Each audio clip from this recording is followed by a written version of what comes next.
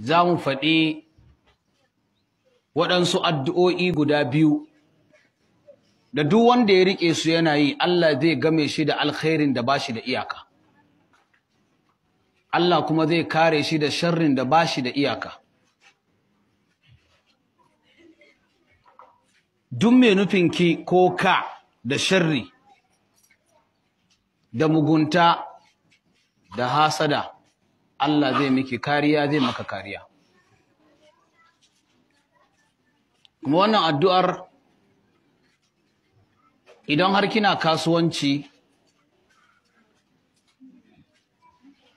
Allah zai miki buɗi cikin harkan kasuwancin da kike yi. Idan kuma kunci kike samu na rayuwa, Allah zai fidda ki. Addu'a ce fa wanda mun santa amma ba ma yawan karanta ta. Wani lokaci ma muna raina addu'a. Wai idan addu'a yar guntuwa ne, ana ganin kaman ba ta karɓuwa. Ai kaman kana da wata damuwa ne, kaman sha yanzu maganin yanzu ne, ka zanna kai ta Allahumma iyyaka na'budu wa iyyaka nasta'in.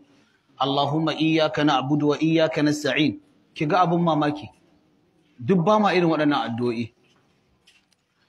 To wannan addu'o'i dai ga su kamar haka da fassarar su.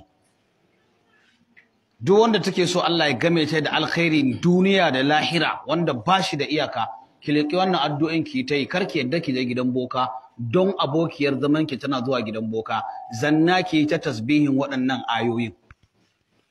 Ɗaya aya ne, ɗaya addu'a ce a hadisin Annabi sallallahu alaihi wasallam.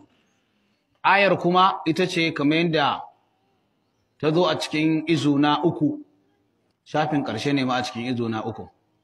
Shafin Alhajju ashhurun ma'lumat, aya ta 200 daidai, ke ki duba. Allah yake cewa Rabbana atina fid dunya hasana wa fil akhirati hasanatan wa qina adhaban nar.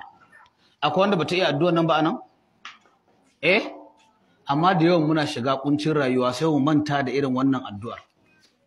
Rabbana ya ubangijinmu, atina ka bamu fid dunya a wannan duniyan hasana mai kyau, wa fil akhirati hasanatan, ya Allah kuma a lahira ma